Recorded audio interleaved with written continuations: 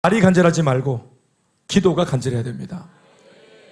예. 찾아와서 막 목사님 저는 지금 상황이 이 집도 가정도 또 직장도 이렇다고 간절한 상황들, 딱한 상황들을 말하는 사람들은 많은데 그래서 상황은 간절합니다. 들어보니까 진짜로. 그런데 같이 기도합시다 하고 이제 딱 보는데 기도 시간에 사람이 없어. 예배 딱 마치니까 막 탁 가고 이렇게 간절하지 않은 사람인 것처럼 상황은 분명히 들어보니까 간절했는데 그 사람이 간절하지 않습니다. 말은 분명히 간절했는데 그 사람의 기도가 처절하지 않습니다. 하나님의 눈동자는 간절한 상황을 보시는 것이 아니라 간절한 사람을 보시는 것입니다. 간절한 사람의 말을 듣는 것이 아니고 그 사람의 간절한 기도를 들으시고 그 사람의 감정을 헤아리시고 그 사람의 신음하는 소리를 들으시는 것입니다. 그러니까 이 밤 우리가 갈 곳 없어 오늘 뚫린 하늘을 바라보기 위해서 왔다면 그 하나님 앞에 간절함과 처절함으로 기도하는 시간 되길 바랍니다. 그래서 금요일날 우리 오면은 각오를 해야 됩니다. 각오를 목소리를 딱 드리기로. 목소리 딱 기도하면은 실패줄 좀 이렇게 터지고 그래요. 제가 지금 양교 시간에 1학기 때 말을 했는데 1학기 손 들어 보이소. 저한테 양교 받은 분들 기도하면 뭐라 했노 내가? 막 간절하게 기도하면 뭐가 터진다 했노? 실패줄 타닥 터진 눈에서 타닥타닥 그 피가 칙 이렇게 팍 간절하게 배 힘줘가 막 간절하게 하면 피 실이 착 그렇죠? 그리고 또 뭐라 합니까? 예, 목에서도 피 냄새가 확 나는데 쇠 냄새가 확 난다고. 그래서 기도 확 나오면 사람 얼굴에서 피 냄새가 쇠 냄새가 확 난대. 녹 냄새가 확 난다고. 알겠나? 그는 흥하여야 되겠고 나는 쇠하여야 하리라. 쇠 냄새가 난다. 쇠 냄새가. 나는 쇠 냄새가 나야 하리라.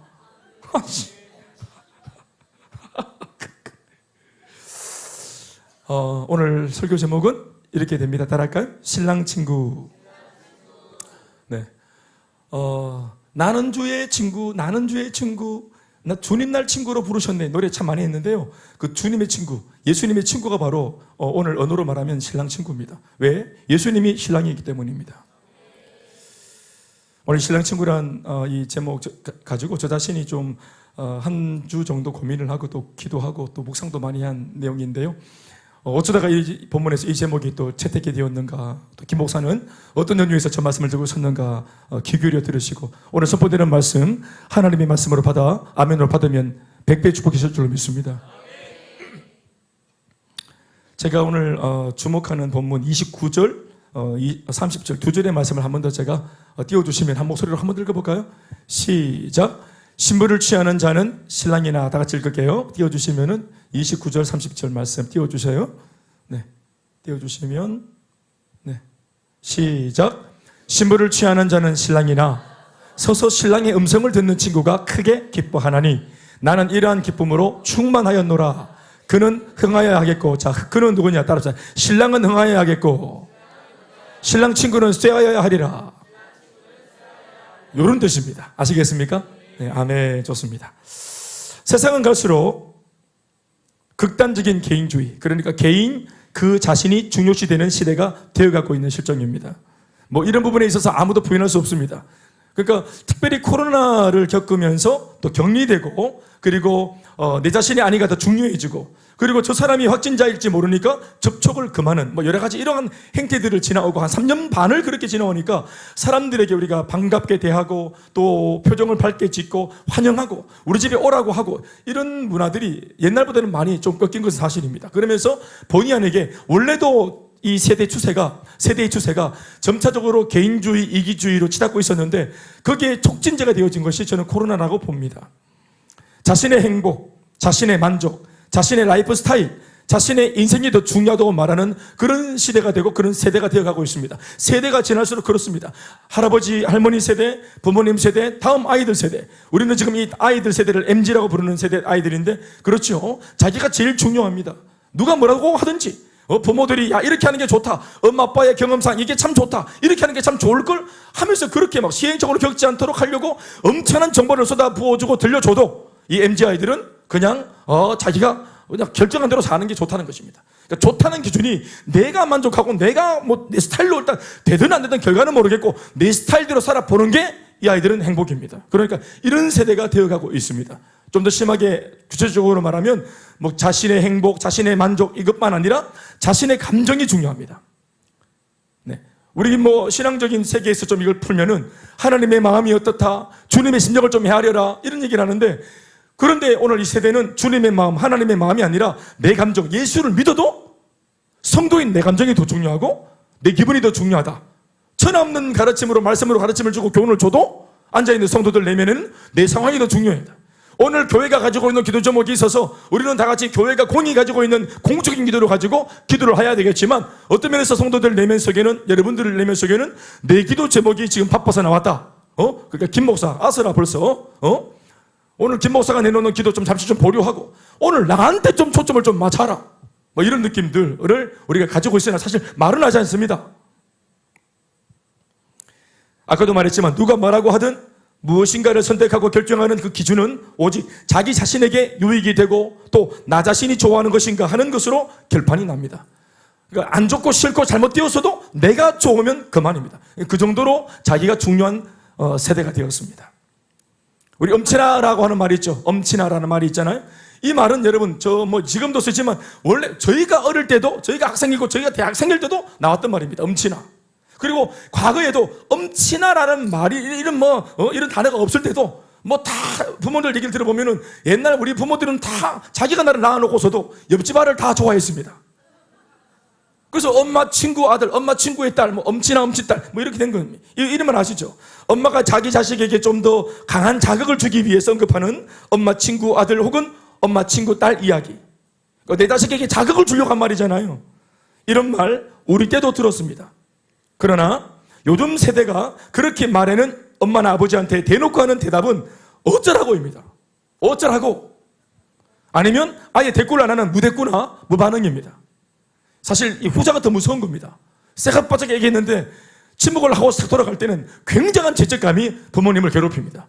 내가 무슨 잘못을 했는가 싶어가지고. 비혼주의를 표방하는 청년들이 결혼을 생각하지 않는 이유 중에 큰 비중을 차지하는 그 한 가지가 뭔가 하면 자신의 인생, 자신의 자아실현, 한번 버린 인생, 자기의 행복을 이루기 위해서 몸부림치고 사는 삶, 이게 더 중요하다는 것입니다. 심지어 결혼해서 내가 책임져야 될, 부양해야 될 내 배우자나 내가 낳아서 길러야 될 아이들, 자녀들을 위해서 희생하는 것 삶보다 더 중요한 것은 나 자신의 행복을 추구하는 것이다 라고 생각을 하기 때문이라 합니다. 그래서 결혼을 하지 않는 그런 사람들이 많다는 얘기를 들었습니다. 혹 결혼을 했다고 하더라도 자녀는 낳지 않겠다라는 젊은 부부들의 생각 역시도 여기에 그 이유가 다 있습니다. 자녀 양육에 자신의 인생을 쓰고 싶지 않다는 것이죠. 오직 자기 인생, 자신만을 위해 쓰고 싶다는 것입니다. 그러니까 이런 현상은 이 시대의 교회와 성도들에게도 고스란히 영향을 줍니다. 세상만 그런 것이 아니라 이게 우리가 예수를 믿으면서 교회만 있는 것이 아니니까 날마다 우리가 직장에서 사회에서 만나는 사람들은 세상적인 사람들인데 어떤 면에서 그들의 잘못되어진 풍조와 기류들을 우리가 말씀 안에서 복음 안에서 올곧게 그들을 가르치고 직간접적으로 영향을 줘서 그러한 성경을 반하는 기조들을 꺾고 그들이 예수 믿는 우리들에게 영향을 받도록 만들어야 되는데 실제로는 데이터를 딱 열어보면 그렇지 않습니다. 우리가 끌려가죠. 그러니까 적극적으로 끌려가지 않는다 할지라도 은근히 예수를 믿는 성도인 우리들의 마음 자체가 벌써 그들의 삶을 때로는 더 흠모합니다. 쟤네들은 무슨 복이 많아서 저렇게 예수를 안 믿어도 행복해 보이고 예수를 믿어서 나는 간신히 받는 이 응답을 자들은 태어나면서 받고 가지고 있고 나는 기동답으로 지금 중고차 하나 얻었는데 자는 아버지한테 바로 받고 예를 들면 이런 겁니다. 나는 간신히 기도해서 원룸 하나 장만했는데 자는 뭐 아버지가 엄마가 뭐 앞으로 이 집을 주기로 했다고 하고 이렇게 하고 이러니까 불신자가 더 부러워 보이는, 그러니까 결국은 신앙이 아니라 팔자가 좋아야 된다 이런 느낌들. 운이 좋아야 돼. 나는 운이 나빴어 뭐 이런 느낌들을 가집니다. 그래서 이걸 신앙을 가졌기 때문에 말은 못하지만 그래서 예수를 믿지 않는 사람이 굉장히 부러울 때가 많아요.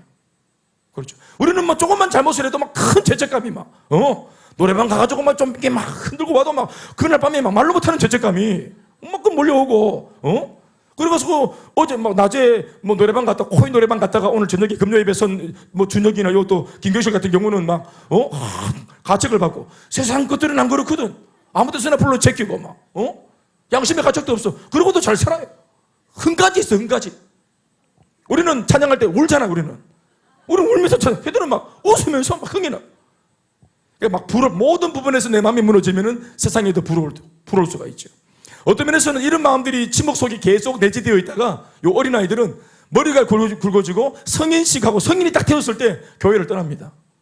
어릴 때나 이제 붙들려서 또 갈 데가 없으니까 뭐 놀아주니까 교회에서 이렇게 뭐 있다가 훨씬 더 재미있는 세상을 경험하면서 쫓아나가죠. 그리고 이렇게 나가는 아이들을 교회가 잡을 수 있느냐? 못 잡습니다. 자기가 비눗바퀴 해탱해서 탕자가 돼가지고 진짜 막 돼지직도 못 먹도록 박살, 성경 말씀 그대로입니다. 그렇게 완전히 추락하고 난 뒤에 그제서야 이제 깨닫고 돌아오지. 한번 이거 막 불 붙어가지고 눈이 뒤집어져 나가면은 못 돌아오죠. 그만큼 이제까지 교회에 있었지만 세상을 흠모하고 있었다는 것입니다. 그러니까 교회를 견딘 겁니다. 신앙을 견디고 이 교회 문화를 견딘 거예요. 그런데 이제 머리가 굵어지면은 이제 더 이상 안 참겠다는 거예요.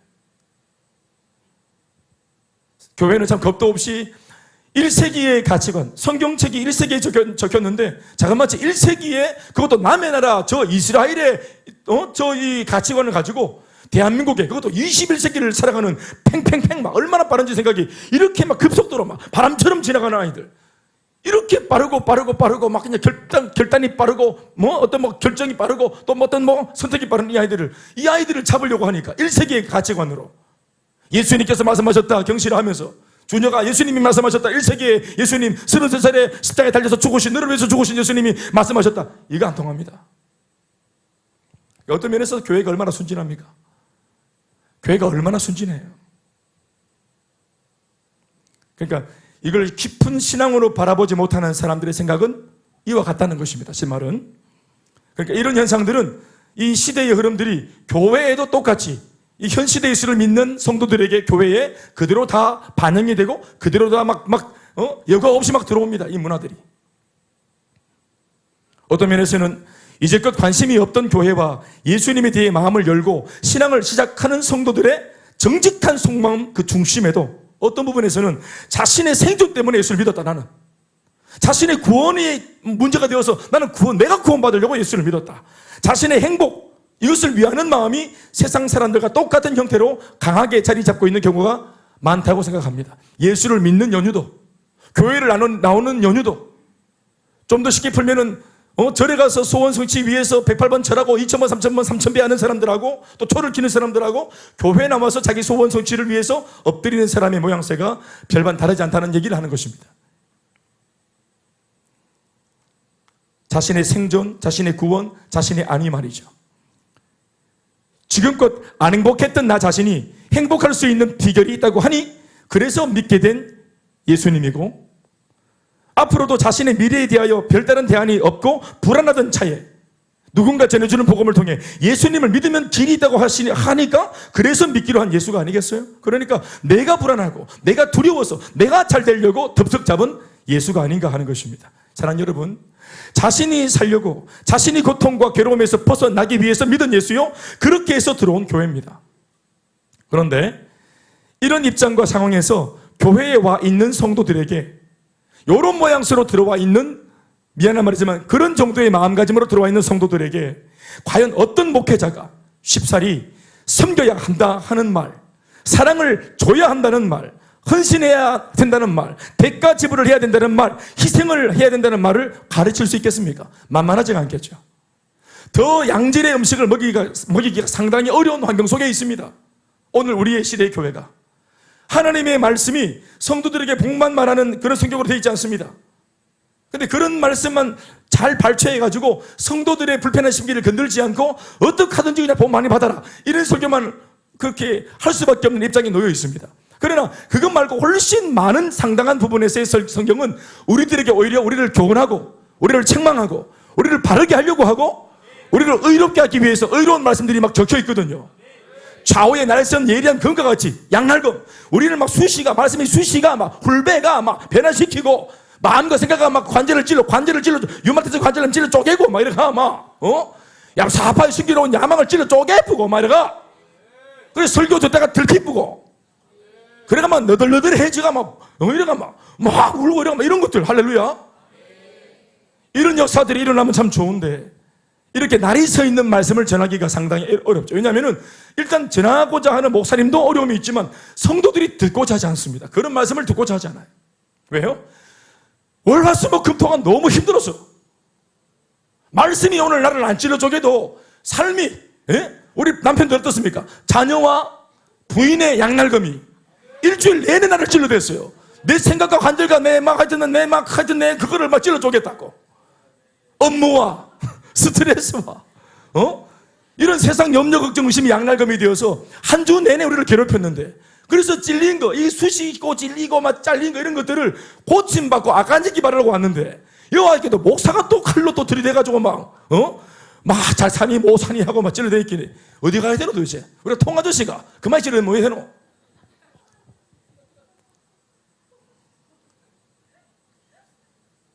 만만하지 않죠. 그러니까 교회가, 그러나 목사도 양심상 어떤 말씀을 전하라고 부름받은 하나님과 입장이 있거든요. 그런데 목회자의 양심대로, 감동대로, 묵상한 바대로 하나님께서 진짜 진정한 메신저가 되셔서 말씀을 옮겨야 할 대언자인 이런 저희 같은 사람한테 어떤 말씀과 마음을 주셨을 때 이걸 그대로 여과 없이 전할 수 있는가? 어렵습니다. 이것이 비록 옳고 그름의 문제는 아니지만 성경을 통해 하나님께서 제시하시는 신앙의 표준, 성도의 표준은 절대로 나 혼자 복받고 잘 먹고 잘 사는 것이 아닙니다.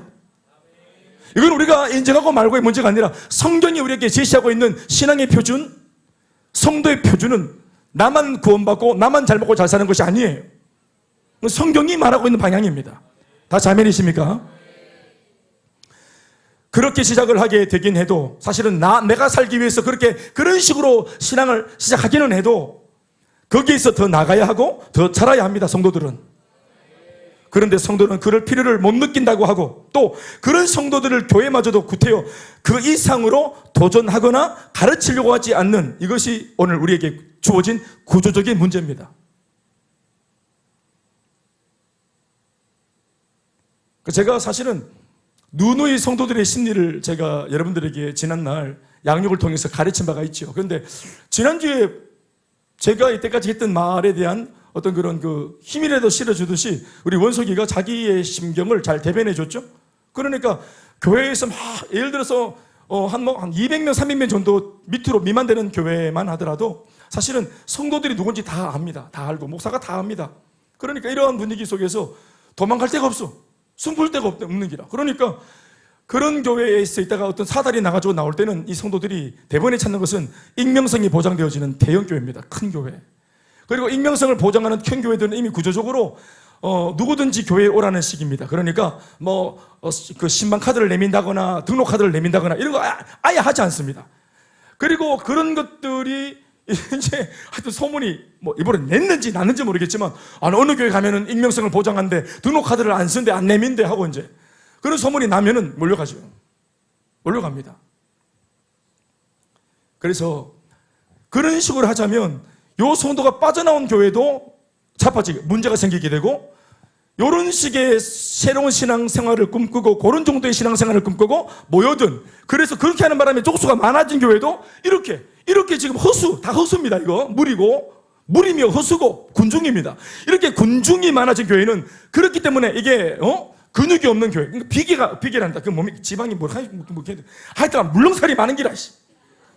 그러니까 이게 알통이 없어. 그러니까 써먹을 수가 없는 거예요. 그러니까 양극화가 일어나면서 양쪽 다 무너지죠. 그럼 결국은 모든 교회는 할렐루야, 상가교회든 대형교회든 중형교회든 빚 있는 교회든 다 교회는 교회로서의 존귀한 가치가 있는 것입니다. 그 가치는 우리가 매기는 게 아니에요. 예수님의 몸된 교회입니다. 어떤 교회든지 교회라고 이름을 붙이면 예수님의 몸이에요. 예수의 몸이기 때문에 가치가 있는 것입니다. 아멘, 아멘. 그러니까 이 예수의 몸이기 때문에 움직여서 행동을 해야 되잖아요. 세상을 잡아주고 세상을 살리고, 아멘, 아멘. 대구에 있는 1600개 교회는 대구를 책임지는 거고, 인천에 있는 교회들은 자기들끼리 경쟁하는 것이 아니고 인천에 있는 사람들을 책임져야 되고, 서울에 있는 교회는 서울에 있는 불신자를 책임지는 것입니다. 모든 지역 교회는 자신이 몸담고 터받고 존립하는 그 지역을 책임져야 되는 것이겠죠. 그런데 이런 식으로 교회 사람들이 막 인기에 따라 몰리고 뭉치 이렇게 할 때 교회가 이게 양극화를 통해서 중요한 것은 뭐냐면은 몸으로서의 기능을 할 수가 없어요. 건강하지가 못하기 때문에. 그러니까 지금 막 소위 우리끼리 하는 말이지만 한 교회에 막 거의 독식하다시피 죄다 몰려가는 그런 교회가 있죠. 말은 할 수 없지만 뭐 그런 교회가 있습니다. 특히 청년들 막 다 빨아당기는 그런 교회가 있어요. 왜 간 줄 아십니까? 청년들이 결혼하러 가요. 결혼하러. 남자친구 여자친구를 만들러 간단 말이에요.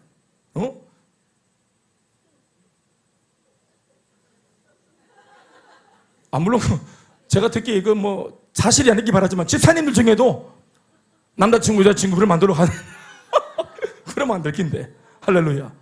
사랑하는 여러분, 그러니까 목적을 엉뚱한 데다 두고 죄다 쪽수로 모여 있으니까 이 교회가 사실 그 교회 담임 목사님이 깃발을 딱 흔들 때 모두가 훈련되어진 병사가 되어서 달려갈 수 있겠는가 하는 것입니다. 그러니까 누가 손해를 보냐면은 하나님의 나라가 손해를 보고 그 교회, 그런 교회들이 몸담고 있는 지역사회가 손해를 보는 것입니다. 누가 휘파람을 불겠습니까? 누가 춤을 추겠습니까? 마귀 조언을 다 시키는 것이라. 아시겠습니까? 그러니까 자기 조언대로 예수를 믿겠다는 이런 기조가, 이런 흐름들이 여러 가지 어려움들을 발생시킵니다. 늘 말씀드리지만 신앙은 성도가 주도하는 것이 아닙니다. 하나님께서 내 신앙 주도하시는 것이고, 나는 여기까지만 잘할 거야, 내 성장의 수준을 내가 정하는 게 아닙니다. 하나님께서 신앙을 주시고 믿음을 주신 분이 우리의 신앙의 성장의 표대와 표준을 그분이 정하시는 거예요. 예수 그리스도의 장성한 분량까지 믿는 것과 아는 것이 하나 되어서 온전한 제자가 될 수 있도록. 아멘이십니까? 그것은 성경이 정해놓은 당신의 계획입니다. 당신의 포부이고. 그런데 내가 지금 형편에서 나를 보면은, 미래를 보면은 전망이 없어 보이고, 정말 주님 나를 향한 계획을 처리하십시오, 난 안 됩니다, 이런 마음이 들 수 있겠죠. 부담이 되니까. 그러나 그래서 우리에게 뭘 약속하셨습니까? 그래서 되게 하시는 성령을 약속하신 것입니다. 사람의 힘으로 능으로 의지할 수 있는 것이 아니기 때문에 구하고 찾고 두드리면은 그 성령의 임함으로, 그 성령의 기쁘신 뜻을 따라 배워지는 것입니다. 성령이 임하고 권능이 임하면 증인이 되어지는 것이지 내가 하는 게 아닙니다. 아멘, 아멘. 신앙이 거기까지 가야 됩니다. 내가 주도하는 신앙이 아니라 흘러가는 신앙이 될 때까지, 성령이 압도하는 신앙에 내가 몸을 맡길 때까지, 내 의지가 그 손에 붙들릴 때까지. 아멘, 아멘. 그런데 그렇게 하기 전 개인적인 이기주의, 나는 그렇게까지 살아가고 싶지 않다는, 나는 오늘 우리 교회 온 이유가 그게 아니라는 거예요.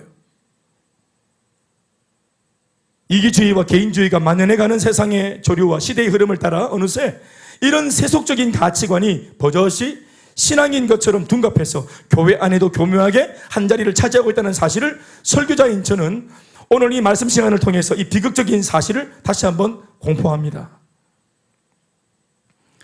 말세가 되면 그 시기가 임박했음을 보여주는 증거들이 일할 것이라고 이미 오래전 주님께서 경고해 주신 말씀들이 있는데요. 많이 있죠. 드문드문 있죠. 그런데 그 중에 오늘 제가 한번 참고하고 언급하려고 하는 말씀이 하나 있어요. 이 말씀들을 가만히 보고 있자면 어느샌가 지금 현재가 우리에게서 보여지는 모습을 보자면 성경에서는 언젠가 그런 날이 올 거다, 말세가 되면 그런 날이 올 거고 그런 징조가 나타날 거다라고 말했던 이 예언이, 미래 어느 시점에 그런 날이 올 거라고 예언했던 이 말씀이, 제가 어릴 때만 해도 이 말씀을 읽을 때는 예언, 미래가 되면은, 말세가 되면은 그런 일이 있겠구나 했는데, 제가 이제 나이를 먹고 지금 우리가 살고 있는 시대를 바라보니까 박도 교회 안도 마찬가지로 이미 그 성경에 예언하고 있던 그 말세가 되면 하는 징조가 지금 우리가 살고 있는 이 시대에 나타나고 있어요. 제가 중고등부 때 목사님들 통해서 들었던 말세가 되면 이런 일이 있대 했는데, 그거 옛날 먼 이야기로 들었어요. 예. 죄를 짓는데 막 이런 죄도 있고 막 하면서 그 죄에 막 정죄를 막 열거하는데, 아유, 사람이 아무리 죄를 지어도 어떻게 그렇게까지 할까? 90년 초반에 우리 그렇게 생각했죠. 그런데 이것이 지금 2024년도를 막 지금 이제 넘어오면서 30년, 제 기준으로 30년 넘어오면서 뉴스를만 봐도 이전에 듣도 보도 못했던 희귀한 뉴스들, 희귀한 사건들, 얼마나 극악무도하고. 어제 뉴스 보셨죠? 여고생 아이가 친구 집에 데려다 주고 혼자 이렇게 길을 오는 멀건 대낮에 대로변에 보도블록을 걷고 있는데, 애가 학교를 집에 오고 있는데 거기 정신이 나가는 한 30대 사람이 남성이 뛰어와가지고 집으로 돌아가는 아이 그 칼로 상인을 입혀서 과다출혈로 죽었던 그 사건 아시죠? 이런 거 보시면 여러분 이런 것들은 옛날에는 충격적이었는데 이제는 충격적이지도 않습니다. 우리가 아무리 내 아이를 금이야 옥이야 그렇게 귀하게 금지옥엽으로 길러도 옆집에 누가 하나 병들어 큰 아이가 미친 짓 해기한 짓을 하겠다고 마음을 먹으면 그 아이를 통해서 우리가 그렇게 같이 우리 아이가 같이 문제를 만나게 돼요. 여러분 이 시대를 보십시오. 이 시대는 총체적인 난국이 아닙니까? 제가 지금 저희 아파트 6층에 사는데 1층에 불이 붙고 2층에 불이 붙어서요. 이거 남의 일입니까? 이 불 누가 꺼야 됩니까? 1층과 2층 불 만난 사람이 꺼야 됩니까? 그 아파트 전층에 있는 모든 주민들이 다 같이 꺼야 됩니다. 안 끄면 올라옵니다. 그 불을 끄지 않으면 올라와요. 남의 문제고 내 문제가 아니라 생각합니까? 그거는 그 사람의 자녀의 문제고 내 자녀는 잘 크고 있다. 교회에서 잘 크고 있다. 이렇게 보십니까? 이걸 그대로 뒀을 때 이 말도 안 되는 이상한 조합과 만남이 나중에 세상 속에서 만들어져요. 그러니까 교회는 이 세상을 더불어 함께 책임져야 될 책임이 있는 영적 기관인 줄로 믿습니다. 아멘 아멘.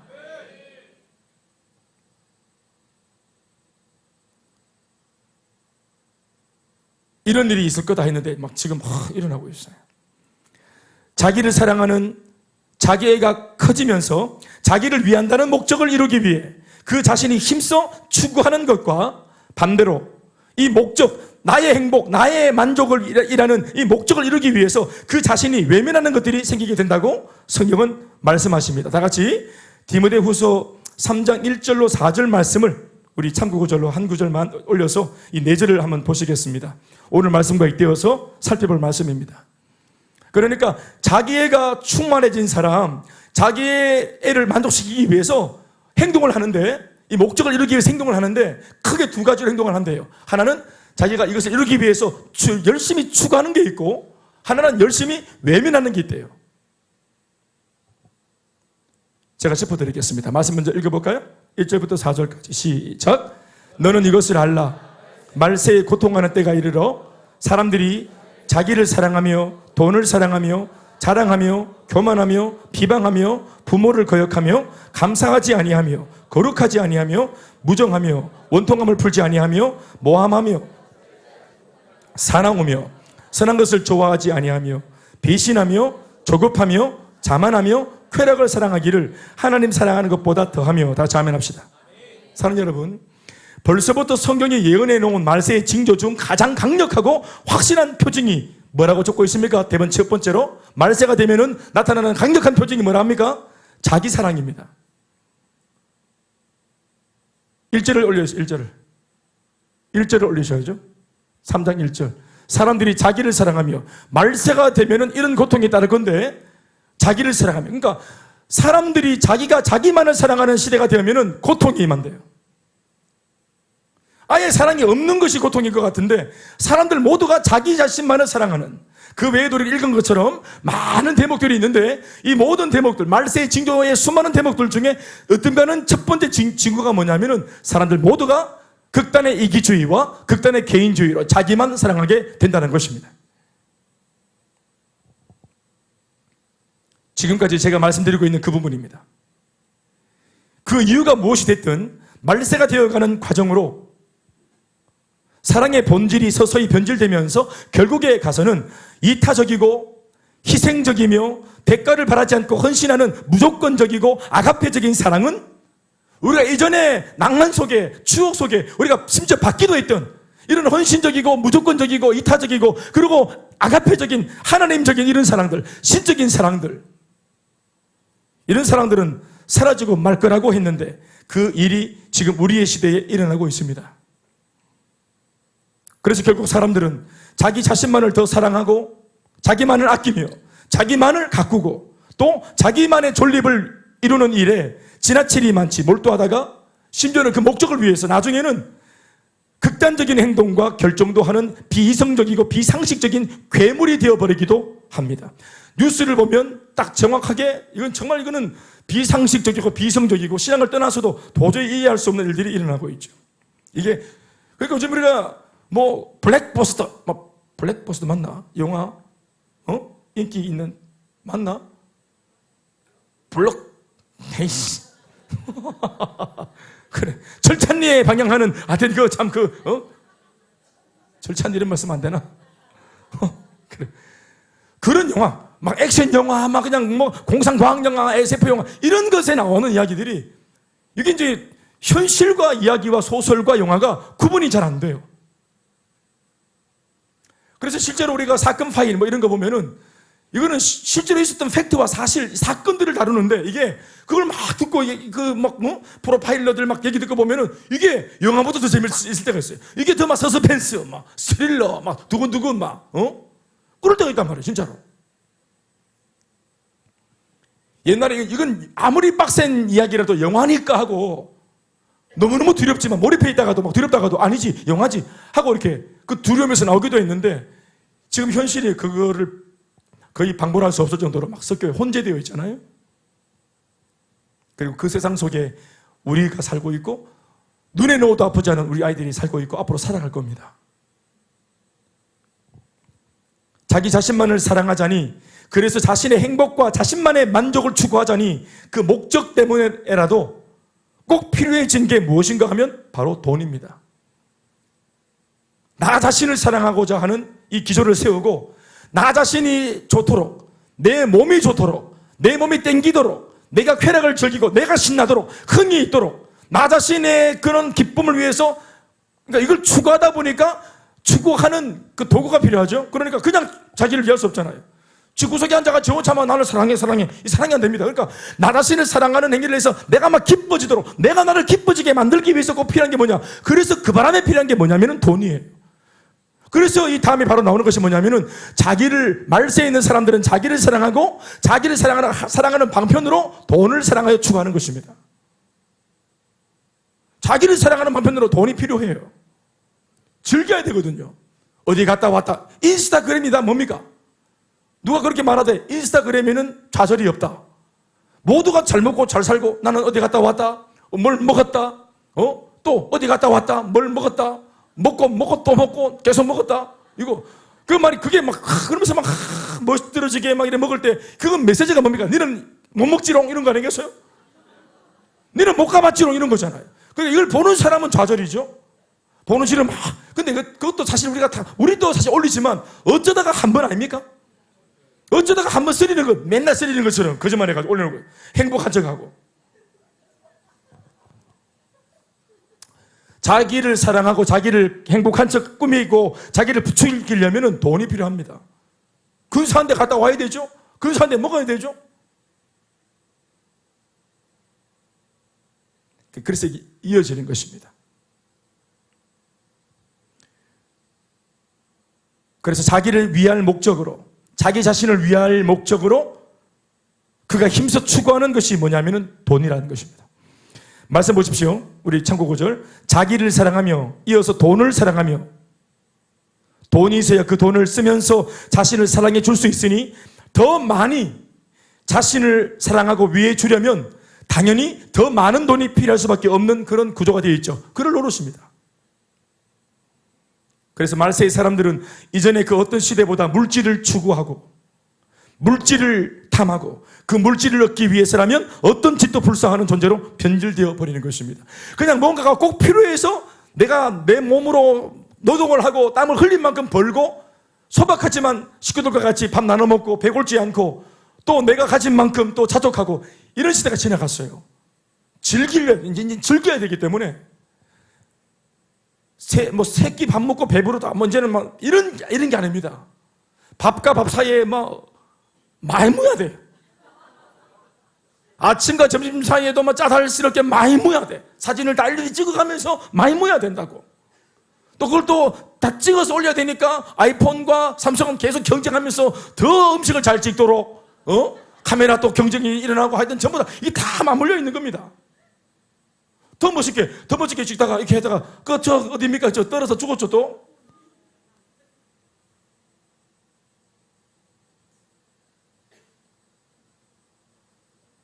그런데 자기를 위하자는 목적을 이루기 위해서 이걸 이와 같이 추구하는 것만 있는 게 아닙니다.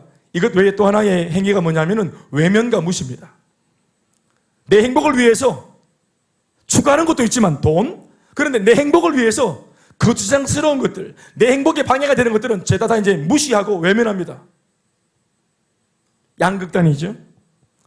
자신만을 사랑하는 사람들, 그래서 돈을 사랑하고 쫓아가는 사람들이 하는 짓이 뭔가 하고 말씀을 보니 성경은 외면과 무시라고 적고 있습니다. 자기 사랑, 돈 사랑을 추구하는 통해 그가 외면한 것은 자기 외 또 다른 사람들입니다. 말씀 보면서 정리해 보면 이렇게 정리가 됩니다. 교만하며, 제가 이거 2절 3절 순서는 없고 제가 4절 전체를 넣고 쭉 발췌해 봤습니다. 자, 무시하는 게 뭐냐? 돈은 추구하는데 돈 말고는 다 무시해. 그게 뭐냐면은 교만하며, 사람을 무시한다는 말이죠. 그러니까 교만하며, 비방하며, 무정하며, 이 단어들이 뭐냐면은 사람 대 사람과의 관계에서 일어나는 태도입니다. 이게 자기만을 사랑하는 사람이 다른 사람을 내 행복에 방해가 되니까 에서 다른 사람의 그 속 시끄러운 이야기를 듣지 않습니다. 셀 가족들 얘기 푸념들 그냥 남편 또까지 들은 이야기들 이런 것들 이거 안 듣습니다. 이거 상담이 있습니다. 상담 안 들어요. 행복하고 좋은 일을 듣기도 바빠 죽겠는데 당신의 그 우울한 이야기, 당신의 그 슬픈 이야기, 눈물 나는 이야기, 그걸 누가 기뻐하면서 귀를 열고 들어주겠어요? 그거 듣는 거 에너지가 많이 소진되어집니다. 누가 그렇게 구태여? 내 삶도 지금 시끄러워 죽겠는데 더 시끄러운 네 삶에 누가 이렇게 마음을 열고 같이 그걸 얘기 들으려 하겠어요? 그래서 다 자기 행복에 도움이 안 되죠? 내가 걸어가는 내 유익에 도움이 안 돼요. 그러니까 철저하게 옆에 사람들을 무시하는 겁니다. 못난 사람들은 제가 교만해져서 못났어 불결해 하고 가난한 자, 포로된 자, 눌린 자, 눈먼 자 싫어. 그래서 교만하며 비방하며 무정하며 정이 없어. 비방하고 어려운 사람들 이야기를 비방합니다. 공격하고 원통함을 풀지 않습니다. 원통함을 풀려면 또 회복 해야 되고 또 사과해야 되고 그때 그랬잖아 얘기 다 끄집어내야 되고 속 시끄러워. 그냥 원수인처럼 가자 그냥 인지 이만큼 왔는데 절제하지 못하며 사나우며 선한 것을 좋아하지 아니하며 그 대상 중에는 심지어 여러분 부모도 포함되어 있습니다. 말씀 보십시오. 부모를 거역하며 이렇게 되어 있죠. 부모를 거역합니다. 그러니까 자녀들이 취하고 있는 태도입니다. 자기 사랑, 자기 만족, 자기 행복을 추구하는 일에 나이가 늙고 많아지고 세잔해지고 내가 보살펴줘야 될 부모들도 거추장스러워요. 장애물이라 생각하는 거예요. 부모를 거역합니다. 부모를 외면하고 부모를 무시합니다. 단 한 가지입니다. 자기 사랑, 선도의 제일 앞에 이미 적시하고 있는 자기 사랑, 돈 추구, 이것의 이 목적을 이루는 일에 부합하지 않는 모든 것들은 다 무시하는 거예요. 다 외면하는 것입니다. 이 시대의 풍조입니다. 이 모습은 바로 다른 것이 아니라 지금 우리의 시대 상황입니다. 부모만 아니라 거역하는 사람이 형제와 자매, 피를 나눈 혈족들, 심지어 결혼해서 같이 부부로 살고 있는 남편과 아내, 서로를 향해서 자신의 가족도 거역하고 외면하고 무시하는 시대가 지금 우리의 시대입니다. 심지어 더 읽어보시면 일반 사람들, 심지어 부모 형제들 이런 정도가 아니라 심지어 예수를 믿는 사람들 중에도 심지어는 이걸 추구하는 성도는 하나님마저도 외면의 대상이 돼버립니다. 말씀이 적고 있기를 감사하지 아니하며 거룩하지 아니하며 쾌락을 사랑하기를 하나님 사랑하는 것보다 더하며 이렇게 적고 있습니다. 돈이 된다 싶고 그 혜택이 눈에 들어오면 눈에 안 보이시는 하나님을 버리는 것은 고민거리도 아닙니다. 눈앞에 보이는 이게 돈이 되겠는데? 이게 나를 즐겁게 해주겠는데? 나를 만족시켜 주겠는데? 하고 내 가치 판단이 서면은 하나님을 버리는 것은 고민거리도 아니에요. 예배 하나 재는 것은 고민거리도 아니에요. 우리 어릴 적 어떻게 배웠어요? 우리 11조 땡겨 먹으면 하늘에서 바로 하나님 번개로 공기 꼽는 줄 알았잖아요. 그런데 이거 땡겨 먹고 해도 하나님 침묵하시고 가만히 계시고 이러니까 이거 이렇구나. 이거 내가 해방과 자유를 누리면서 내가 이때까지 의무와 책임을 얼마나 누렸는지 하면서 이렇게 불순종을 하면서 해방과 자유를 막 누리고 그러면서 막 이게 진짜인 줄 알고 속아서 탕자처럼 그릇된 길을 진짜인 줄 알고 쫓아가는 일이 일어나잖아요. 번개로 꼽는 것보다 더 무서운 징계는 침묵입니다. 여러분, 사실은. 돈이 된다. 이게 경제에 도움이 된다. 이게 우리 집에 나한테 지금 도움이 된다. 현실적으로 이게 지금 나한테 중요하다. 아까도 말했지만 이거 신앙을 가진 사람의 이야기입니다. 그러니까 하나님 버리는 거 눈 하나 깜짝하지 않습니다. 성도로서 마땅히 들어야 될 감사도, 마땅히 지켜내야 할 거룩도 내 앞에 있는 쾌락을 붙들자면 얼마든지 외면할 수 있는 입장이 돼버렸습니다. 성도들조차도. 교회가 막을 수 없습니다. 이런 성도, 이렇게 하겠다는 성도 감당을 못합니다. 이렇게 하겠다는 성도 목회자가 막을 수 있다고 보십니까? 못 막습니다. 이런 성도들의 변화는 정말 하나님이 오셔도 될까 싶을 정도입니다. 사랑하는 여러분, 지금까지 제가 약간 좀 우울한 이야기, 좀 무거운 이야기를 했는데 오늘 본문으로 다시 돌아와서 이걸 한번 풀어보십시다. 잘 보세요, 여러분. 그런데 오늘 우리가 읽은 성경을 보십시오. 우리가 읽은 성경을 보세요. 세례 요한의 이야기죠. 이 세례 요한의 짧은 한 대목을 읽었는데 이걸 한번 보세요. 자기애가 차오르다 못해 철철 넘쳐흐르는 이런 지독한 자기애착의 시대를 살고 있는 우리들에게 성경은 현 시대를 반하는 이상한 구시대적인 교훈을 들고 와서는 그럼에도 불구하고 이것이 너희를 향한 하나님의 말씀이고 뜻이라면서 하나님의 목소리를 들려주고 계십니다. 그 내용은 지금까지 제가 언급해드린 세상 사람들이 추구하는 인생관과는 정확하게 180도 다른 인생관입니다. 그러나 결론적으로 말씀을 드리자면 결국은 하나님의 말씀이 옳습니다. 오늘 이 말씀은 먼저는 한 주간 저를 건드려 주었고 뭔가 들려오는 메시지 앞에서 저 자신이 생각을 하게 되었고 고민을 하게 되었고 또 기도하면서 깨달음을 얻게 되어진 그런 귀한 말씀이었어요. 그 한 가지가 뭐냐면은 바로 한 구절인데 오늘 이 영감을 준 말씀 한 단어가 뭐냐면 오늘 제목입니다. 따라합시다. 신랑 친구. 또 하나가 더 있다면 쇠하리라 하시는 이 말의 내용입니다. 따라합시다. 신랑 친구. 나는 쇠하여야 하리라. 29절로 30절 말씀을 한 번 더 제가 읽어드리겠습니다. 올려주시겠습니까? 같이 읽어보시죠. 시작. 신부를 취하는 자는 신랑이나 서서 신랑의 음성을 듣는 친구가 크게 기뻐하나니 나는 이러한 기쁨으로 충만하였노라. 그는 흥하여야 하겠고 신랑 친구인 나는 쇠하여야 하리라. 다 같이 아멘 하십시다. 이것이 오늘 우리들의 기도 제목이자 도전거리가 되어야 합니다.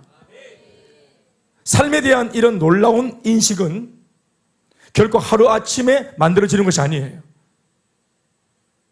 오늘 지금 세례 요한이 고백한 이 내용들, 주님의 흥을 위해서라면 나는 쇠해져도 상관없다. 내가 늘 예수를 믿든 안 믿든 인생의 전체 방향성이 내 중심이기 때문에 심지어 예수를 믿어도 내가 주인공이 되어야 되고 교회가 나를 사랑해 줘야 되고 모든 교회 성도들은 내 감정을 헤아려 줘야 되고 나는 사실 만만하지 않은 삶을 살고 있기 때문에 모든 교회는 나를 위해 줘야 되고 자기 기준, 교회는 이뤄야 된다. 셀은 이뤄야 된다. 목회자는 이렇게 목회해야지. 교회가 이래야지 하는 그게 성경적인 기준이 아니라 자기 기준. 왜? 자기 중심, 자기 애착이 너무 강하기 때문에. 그러니까 이런 사람들의 좋다 말, 교회가 좋다 안 좋다의 기준이 뭐냐면은 자기에게 잘해주면 좋은 교회예요. 여러분, 성경적으로 좋다 안 좋다, 미안합니다. 교회가 좋다 안 좋다, 교회가 건강하다 건강하지 않다의 기준은 우리 체험을 하는 것입니까? 성경 속에 적시된 기준들로 말하는 것입니까? 전자의 후자예요. 후자죠. 그건 성경의 기준으로 우리가 결정하는 것입니다. 제가 한 번씩 성도들에게 이렇게 물어볼 때가 있어요. 좋은 교회를 정말로 원하냐고. 은주야, 좋은 교회를 원하나? 그렇지. 선이야, 좋은 교회, 건강한 교회를 우리가 추구하지. 그런 교회에 성도이고 싶지. 그렇지. 여러분, 좋은 교회는 정말 여러분 진짜 우리가 말하는 이런 좋은 게 아닙니다. 좋은 교회는 진짜 서대행전에 한번 보실랍니까? 성도들은 전부 다 배 타고 전도로 다 나가야 되고 몇 명은 잡혀가지고 막 하여튼 다 떼시물에 들어가서 막 하여튼 머리카락 다 빠지고 죽어야 돼. 예루살렘 온주도 사마리아 땅끝까지 다 가서 다 증인되고 여기 증인이라는 말은 마라투이스 무슨 뜻입니까? 증인이라는 말의 원뜻은 순교자는 뜻입니다. 예? 성령 받고 권능 받아가 막 지정신으로 못 죽으니까 성령이 임하고 권능이 임해서 충만함을 입히셔가지고 죽일 뿐이기라. 지정신이 아닐 때. 이게 얼마나 무서운 말씀입니까? 성경적인 교회는 말입니다. 우리 인간적으로 표현하면은 물론 위대하고 아름답고 귀한 것도 있지만 살벌합니다. 아나니아와 삽비라 같이 막 예배 드리다가 거짓말로 예배 드리면 죽어보여. 예배 드리다가 나가서 뭐 재판하고 할 것도 없어. 회의할 것도 없어. 이 드리다가 그냥 죽어요. 웃긴 거는 아나니아와 삽비라가 사도행전 5장에 부부가 거짓말 치다가 헌금 빙당 치다가 죽었는데 그 결론이 뭔지 아세요? 성전에서 예배 드리다가 사람이 죽으면 여러분 이게 어떻게 이 소문이 일반만 퍼지면은 목사님 목에 접어야 됩니다. 그 교회 누가 가겠어요? 겁이 나가지고 살로 왔더니 찌기 뿌는데. 그런데 결론적으로 예루살렘 교회가 그 사건 뒤로 교회가 더 부흥합니다. 하나님을 두려워하는 마음이 강하게 나타나고 성도들이 더 올곧아지고 의로워지고 거짓에 논란하지 않도록 그렇게 거짓을 거부하는 사람들이 되었어요. 희한하죠? 이게 성경적인 교회거든요. 그러니까 좋은 교회, 건강한 교회, 성경적인 교회를 진짜 성경적으로 말하라치면은 사실 그거 여러분 우리가 별로 그렇게 탐탁지 않아 할 겁니다. 우리가 그렇게 추구하는 교회하고 그림이 다를 겁니다.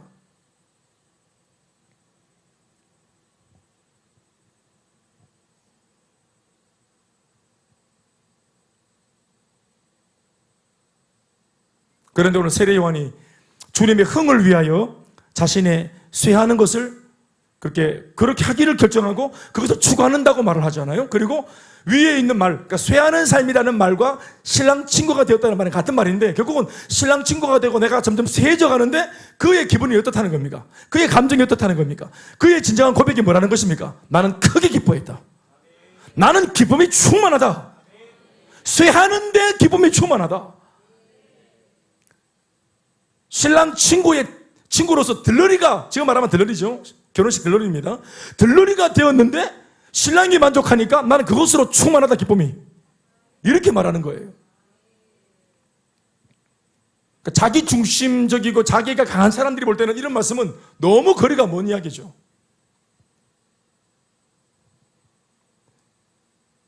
삶에 대한 이런 놀라운 인식은 세례 요한일지라도 사실은 결코 하루아침에 만들어진 것이 아니라고 했습니다. 8살 때로부터 그의 나이 30살이 된 지금 사역하고 있는 이 말씀에 이르기까지 그 깊은 은혜의 훈련, 하나님과의 독대, 말씀으로서의 강화, 아멘 아멘. 기도가 받쳐준 깊은 영성들, 하나님을 깊이 신뢰하는 그런 깊은 신뢰들, 그런 것들이 그렇게 은혜로 보내놓은 8살부터 30살까지 22년 동안이나 아버지가 광야에 보내주셨는데 광야에 초등학교 때 들어가서 자그마치 30살에 빛나는 졸업장을 가지고 세상에 나와서 이 사이의 기록은 어디에도 없어요. 22년 그가 광야에서 뭘 했는지 아무도 몰라요. 그러나 뭘 했겠어요? 하나님의 은혜와 독대 속에 들어갔겠죠? 하나님의 말씀을 늘 들었겠죠? 하나님께서 이 세상을 향하여 어떤 마음을 가지고 계시는지 그 깊은 속내를 읽고 계셨겠죠? 그렇게 하면서 그 주님의 마음을, 그 주님의 둥그리는 심장을 안고 이 세례 요한이 세상 바깥으로 나온 것입니다. 22년 동안 광야에서 받은 훈련들, 일종의 신앙의 훈련이죠. 그 광야에서 요한은 영적인 눈과 귀가 발달하고 커지는 은혜를 얻었을 것입니다. 아무것도 안 보이는 광야였기 때문에 하나님만 볼 수 있었고, 아무 소리도 들리지 않는 광야였기 때문에 오로지 하나님의 음성에만 귀를 기울이는 시간을 보냈을 것입니다. 그런 은혜의 시간을 통해 자기의 애착을 버리게 되고, 아멘 아멘. 뼛속까지도 온전한 하나님의 일꾼이 되어가면서 그는 신부의 자리에서 자그마치 신랑 친구의 자리로 옮겨지게 된 것이라 믿습니다. 여러분, 신앙생활은 맨 처음에는 신랑 되신 예수님의 신부로 시작하는 겁니다. 누구든지. 아멘 아멘. 예수님 우리 신랑이시죠? 모든 예수 믿는 성도들은 애초에 예수 신랑을 만나면서 자기가 뭐가 되는 겁니까? 신부로 신앙생활을 출발합니다. 신부가 누굽니까? 전적으로 신랑의 관심과 사랑을 한 몸에 받고 독차지하는 주인공 아니겠습니까? 풍성한 은혜가 있고 즉각적인 응답이 있고 모든 필요가 채워지는 축복의 자리, 그것이 바로 신부의 자리고 신부의 위치입니다. 우리가 다 그 자리에서 초신자 때 은혜 받을 때 하나님께서 무한한 은혜로 그렇게 하셨지요. 그러나 우리는 절대 예수님 신랑을 우리 혼자 독점해서는 안 됩니다. 왜냐하면 우리 좌우와 뒤편 또 다른 자리에 예수님을 필요로 하는 수많은 영혼들이 있기 때문에 그렇습니다. 그래서 신부는 쫓겨나는 것이 아니고 좌천되는 것이 아니라 신부는 자발적으로 또 다른 이들이 나와 같은 수혜를 입을 수 있도록 성숙한 결단을 해 줄 필요가 있습니다. 그 자리가 바로 신랑 친구의 자리입니다. 아멘이십니까? 신랑 친구의 자리. 세례 요한도 신부였던 적이 있었을 겁니다. 아니, 신부라고 하는 이름은 버리는 것이 아니라 계속 가지고 가는 거예요. 아멘, 아멘. 그 자리에 있지 않아도, 그 자리에 있지 않아도 이 신부는 다른 곳에 있어도 여전히 누구도 취소할 수 없고 가져갈 수 없는, 취소가 될 수 없는, 아멘, 아멘. 그거 어떤 면에서는 신부란 이름 위에 한 가지 더 성숙한 이름, 고귀한 이름이 더 띄워지는 것입니다. 그게 신랑 친구입니다. 그것은 좌천되는 것이 아닙니다. 선택되어진 것입니다. 무너진 것이 아닙니다. 더 대우를 받는 것입니다. 신부의 자리에서 또 다른 신부를 신랑 앞으로 인도하는 신랑 친구로 옮겨가는 이 역사는 말씀과 성령의 은혜 그리고 그 능력으로만 가능한 일입니다.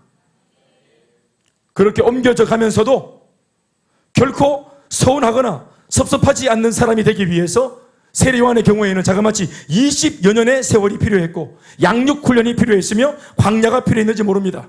아멘, 아멘. 목사가 되어도 신랑 친구가 되어서 달려가는 이 남을 섬기는 사역을 하면서도 인간이기 때문에 섭섭하고 서운하고 삐질 때가 있더라고요.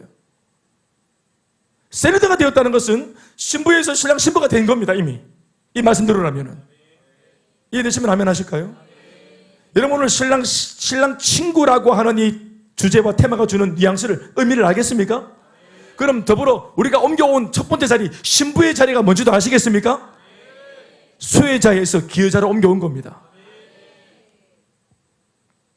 그런데 우리가 조금 이렇게 셀리더로 신랑 친구 흉내내다가 진짜로 섭섭할 수 있다고 말을 했으나 진짜로 막 섭섭하게 하니까 섭섭해. 잊혀져도 상관이 없다고 말을 했고 그렇게 딱 선언하고 딱 했는데 잊혀지니까 진짜 섭섭해. 각오와 결단을 했는데도 어떤 대가를 처벌해야 될지 다 알고 약관에 읽고 사인했는데도 목사님께서 자꾸 막 셀 가족과 싸워서 이기면 안 된다. 보고를 합니다. 목사님 오늘 제가 셀 가족의 까불기를 짓눌러서 없애붙습니다. 오늘 제가 승리했습니다. 이런 보고를 누가 하노? 이미 셀리도 얼굴 보이기네. 여기 막 까레피 있어 벌써. 뒤통수에 이렇게 버짐이 일어나 있고 지듣겠는지 그걸 보고 이걸 감내했구나. 그 당하고 눌리고 찢긴 그 모습 보면서 신랑 친구입니다. 그게 신랑 친구의 자리입니다. 주목받는 자리가 아닙니다. 그러나 신부를 세우는 신랑 되신 예수님 앞에 이 영혼을 세우는 아주 귀한 자리입니다. 아멘, 아멘. 신랑 친구는 신부와 싸우지 않습니다. 나도 옛날에 거기 있었는데 신부님 작작해라 이렇게 하면 안 됩니다. 또 신랑이 내 때보다 더 좋아하신다. 저 신부 보면서 시기 질투 함정 파고 잡아들이고 맹복하고 이러면 안 되는 기라. 내 뒤에 새 가족이 와서 셀의 사랑을 받는다. 응? 지난달만 해도 내가 제일 막내여서 내가 사랑을 받았는데 내 다음으로 온 새 가족이 사랑을 받고 도사시에 내 차를 어떻게 끌어묻어 교회 새 가족이 와. 옛날에 저희 교회 초창기 때 어머니들이 좀 있었는데 이 어머니들이 교회를 몇 번 나갔어? 뭐 때문에 나간 줄 아십니까? 훌딱 걸리면서 교회를 나빴어. 이 어머니들이 왜 나온 줄 아세요? 목사님요 여기는 뭐 새 가족만 위하는 교회인겨.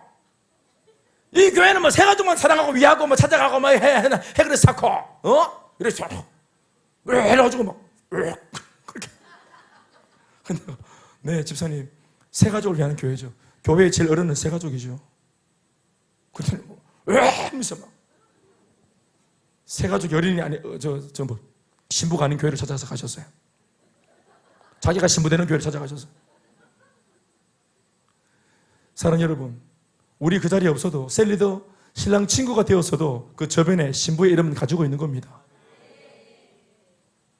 일꾼이 되셨습니까? 예수님의 주님의 자녀입니다. 일꾼이 되면 자녀는 포기하고 일꾼이 되는 겁니까? 일꾼의 자녀의 이름을 가지고 일꾼이 되는 것입니다.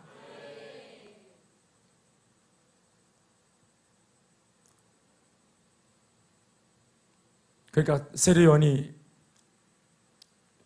은혜의 시간들을 가지고 하나님이 향후에 내 앞에서 어떤 결정을 내리고 어떤 선택을 해도 하나님을 절대로 내가 오해하거나 왜곡하지 않는, 오판하지 않는 그 두터운 신뢰를 가지기 위해서 그 깊은 독대 속에서 하나님을 계속 알아가는 시간이 22년 걸린 겁니다. 물론 지금은 그렇게까지 걸리지 않습니다. 아멘, 아멘. 지금은 성령이 내주하시고 우리 속에 예수의 영이 계시고 때마다 시마다 가르치시고 지혜를 주시는 성령님이 계시기 때문이죠. 22년, 양육훈련 22년 받지 않습니다. 너 걱정하지 마세요. 한 말씀을 들으면 열 말씀을 깨닫고. 세례요한 보십시오. 그래도 흥해서 자기가 신부가 되었을 때는 흥했지 지가. 그런데 거기에서 비켜주면서 오히려 열심히 다른 신부를 세우는 쇠하는 자리로 넘어가는 중에도 또 신부에서 신랑 친구가 되어가는 과정에서도 세례요한의 내면은 이랬다고 하는 구절을 읽게 됩니다. 신랑의 음성을 듣는 친구가 크게 기뻐하나니 또 나는 이러한 기쁨으로 충만하였노라. 이건 너무너무 귀한 대목이죠. 읽어보십시다. 한 번 더 시작. 신랑의 음성을 듣는 친구가 시작. 신랑의 음성이 뭐예요? 뭐겠습니까? 신부를 오늘 만났어. 신랑 친구가 잘 땡겨주는 바람에 신랑이 또 다른 영혼을 만나고 있어요. 할렐루야. 그때 주님의 음성을 듣는 겁니다. 신랑의 음성을, 주님의 음성을. 우하하하하하하하 기쁘구나 뭐 이러면서 준혁아, 나의 사랑 준혁이 내 너를 사랑한다. 이 땅에 내가 죽어 구원해야 될 사람이 너 혼자였더라도 나는 기꺼이 내려와서 몸짓고 피 흘려 너를 위해 죽었을 거다. 하나님이 세상을 이처럼이 아니라 내가 너를 이처럼 사랑한다. 우리라고 말하지 말고 내가 너를 꼭 집어 내가 너를 지명하여 불렀노니 너는 내 것이다. 이게 신랑의 음성. 허하하 기쁘다. 할렐루야. 할렐루야. 신랑 친구는 자기가 신부 자리에 있어 봤기 때문에 이런 목소리만 들어도 지금 주님께서 어떤 표정인지 이게 어떤 마음인지 신랑 친구이기 때문에 아는 겁니다. 그 소리만 딱 들어도 기쁜 거예요. 신부가 아닌데도 또 다른 신부를 통해 만나며 그 신부를 살리는 과정 속에 있는 신랑의 음성을 듣는데 신랑 친구가 이렇게 말을 하잖아요. 그냥 뭐 참을만 했다, 견딜만 했다, 뭐 좋은갑지 이런 게 아니고 신랑의 음성을 듣는 친구가 크게 기뻐하네. 나는 이러한 기쁨으로 충만하였노라. 요 구절이 여러분 한 주간 저를 사로잡았어요. 개인적으로. 여러분 모르겠죠? 모르면 모르겠다. 저는 이 구절이 저를 사로잡았죠. 신랑 만난 신부도 분명 기쁩니다. 당연하죠. 그러나 이것 말고 저는 신부가 되어서 신랑을 보면서 기뻐하는 것 말고 신랑 친구가 누리고 있는 저 기쁨, 저 세례요한의 기쁨, 쇠하면서도 기쁘다고 말하는 저 사람의 기쁨, 저 충만한 기쁨을 꼭 맛보고 싶다 이런 열망이 생깁니다. 이게 막 궁금합니다. 보통 사람들은 아까도 말했지만 자기애가 강해서 나를 주목해 줄 때, 내가 나를 신부로 여겨줄 때 좋거든요. 그런데 신부가 아니에요. 예수님의 관심과 하나님의 시선이 다른 곳에 머무르고 있어요. 그리고 그들만 아는 영적 공감대가 막 만들어지면서 서로 좋다고 아우성이에요. 그런데 나는 그 공감대를 모를 것 같은데 멀리서 그 음성을 듣는데도 이게 너무너무 행복하다는. 어떤 일꾼이면 이렇게 애살이 있고 얼마나 하나님과의 깊은 신뢰가 있으면 자기를 주목하지 않는데도 아무 상관없다고 말하며 함께 기뻐할 수 있단 말이에요. 주인공이 아닌데도 왜 안 섭섭한지 아시겠습니까? 잊혀진 존재 같음에도 왜 두렵지 않은지 아시겠습니까? 오늘 본인이 표현하는 대로 충만한 기쁨 때문입니다. 가득 차 있어요. 충만합니다. 철철철 넘칩니다. 진심이기 때문이죠. 신랑 친구가 된 것에 대하여 그 사람 진심입니다. 이걸 진심으로 감격하고 있어요. 밀려났다. 이제 좋은 시절 다 갔다. 이제 개고생이 시작되었다. 이제 셀이다. 이제 이놈 먹고 뭐 그냥 딱 죽었다 생각하자. 이런 게 아닙니다. 고생문이 열린 게 아닙니다. 일꾼으로 부름받은 게 고생문이 열린 것이 아니에요. 하나님께서 나를 일꾼으로 부르신 거, 일감을 주신 거, 나를 대우하시는 것입니다. 단단한 식물을 먹을 수 있을 정도의 일꾼감으로 보신 것입니다. 이제 젖병 끝나는 것입니다. 이제 우쭈쭈 하는 거 끝나는 것입니다. 아멘, 아멘. 말씀 뵙겠습니다. 오늘 세상과 주님 사이에서 교회의 포지션이 바로 이것입니다. 신랑 친구. 교회의 포지션. 세상과 주님 사이에서 이 지역교회, 이 땅에 터잡고 있는 저희 같은 교회, 지상교회, 그 이름이 다 각기 다르지만 대구에 있는 교회는 아까도 말했지만 대구를 살리기 위해서 존재하는 교회입니다. 이름은 뭐 큰수 맑은새, 뭐 작은 물, 뭐 또 무슨 교회, 뭐 앞산 뒤산 교회, 여러 가지를 붙였지만 뭐 또 자기들이 제일 좋다 이런 것도 있죠. 제일 교회 이런 거 있죠. 네? 대구 제일 교회에서 그 이름 자체가 이상해요. 그러면 안 돼요, 사실은. 교회는 경쟁하는 게 아닌데 자기들이 제일이고 참 제이고 이렇게 하면 안 돼요. 다 괜찮은 교회예요. 제일교회 오신 분 안 계시죠? 무슨 중앙교회 이렇게 하면 안 돼요. 다 중심이 누군 변두리 교회입니까?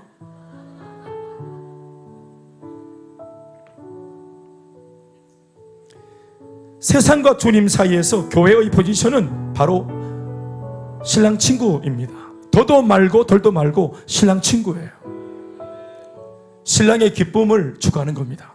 내 기쁨 말고 신랑 친구는 신랑을 위해서 존재하는 겁니다. 우리나라 결혼식은 뭐 외국처럼 그렇게 하지 않는데 외국 결혼식 한 번씩 보니까 그렇더라고요. 네?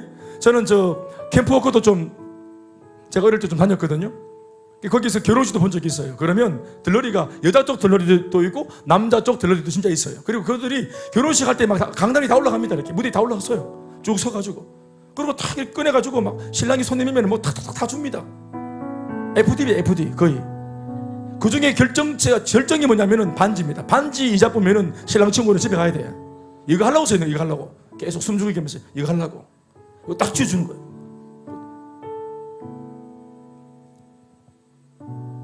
그거 하면 되는 겁니다. 그게 교회의 역할입니다.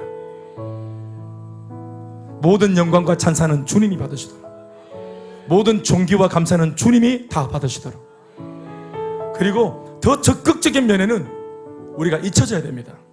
교회는 잊혀져야 돼요. 신랑 친구는 기억나면 안 돼. 신랑 친구는 잊혀져야 돼요. 예식장 갔다 온 사람들이 야, 그 신랑 친구 잘생겼대 이러면 안 됩니다. 우리 그래서 예의가 뭡니까? 예식장 갈 때 예의가 뭐예요? 흰 옷 입고 가면 안 되죠? 지가 막 다 막 셀이 바르고 그러고 말 올리고 그러고 한끗 뽐물려고 번쩍거리고 그러면 안 돼요. 신부가 빛나도록, 신랑이 빛나도록, 전도하고 있는 우리들의 베스트 있죠. 그리고 교회 온 지 얼마 안 되는 새 가족들 있죠. 그러니까 그분들과 교회 사이에서 셀리더가, 그리고 국장들이, 그리고 먼저 은혜 받은 우리 교회 성도들의 포지션이 바로 이것입니다. 신랑 친구. 이 위대한 일을 진정 위대하고 가치로운 일인 줄로 알아먹고 행복하게 사역하며 달려가려면 이 사실을 명확하게 인식해야 됩니다. 이게 진짜로 황홀한 일이라. 세례요한의 고백만큼은 안 할지 모르겠지만, 그러나 그의 고백과 감정을 우리가 조금 도용해서 좀 엿봅시다. 맛을 우리가 좀 엿봅시다. 도대체 어떠한 황홀한 기쁨 속에 그가 놓였길래 이렇게 감탄을 내뱉었는데, 우리는 그런 정도는 아니지만 한 가지 알 것은 우리의 일이나 그의 일이나 신랑 친구의 몫이고 일이니까 저런 기쁨과 감격이 있을 수 있다라는 걸 믿읍시다. 지금 그의 고백처럼 충분하게 기쁘지 않다면, 그러나 여러분 다른 데 그 기쁨이 있는 것이 아니라 이 신랑 친구의 포지션, 이 자리에 이 기쁨이 있다는 사실을 아십시다.